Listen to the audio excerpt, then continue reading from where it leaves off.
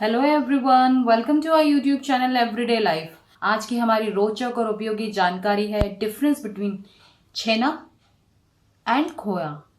ये दोनों ही दूध से बने उत्पाद हैं जिनका उपयोग भारतवर्ष में सदियों से मिठाइयां बनाने में हो रहा है। तो चलिए शुरू करते हैं।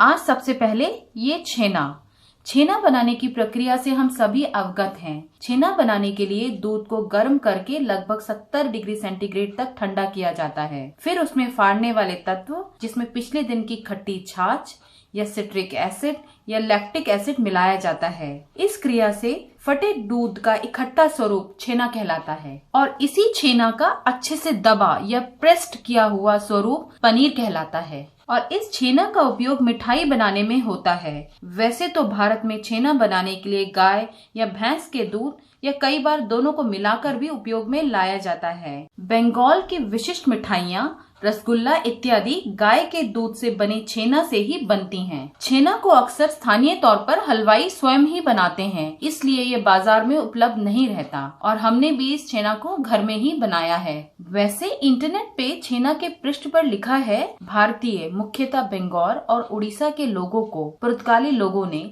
सन 1517 के बाद ही छेना बनाना सिखाया था।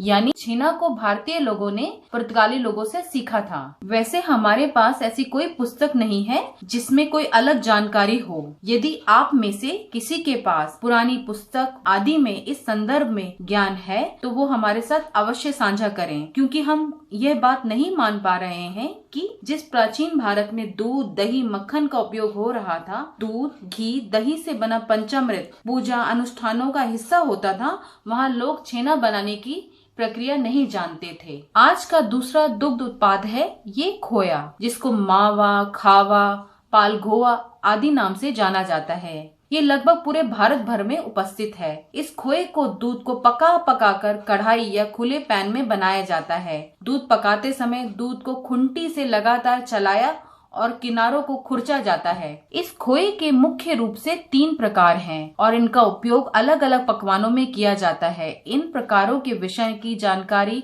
हम अपने आने वाले वीडियो में अवश्य साझा करेंगे। खोए को अक्सर भैंस के दूध, क्योंकि उसमें वसा की मात्रा 7 से 8% होती है, बनाया जाता है। वैसे खोए को भैंस के दूध के अतिरिक्त गाय, बकरी, भेड़ के दूध या कई बार 1 या 2 तरह के दूध को मिलाकर भी बनाया जाता है। खोया हर स्थानीय पनीर भंडार पर उपलब्ध रहता है और इसका मूल्य स्थानीय तौर पर थोड़ा अलग हो सकता है। और हमारे घर के पास 500 ग्राम खोए का मूल्य 160 रुपए से शुरू हो जाता है। छेना और खोया दूध के बने ताजे उत्पाद हैं। इन दोनों को ही लंबे समय तक संभाल कर नहीं रखा जा सकता है। इनसे बने व्यंजनों का सही स्वाद और स्वरूप के लिए आप इनको ताजा ही उपयोग करें।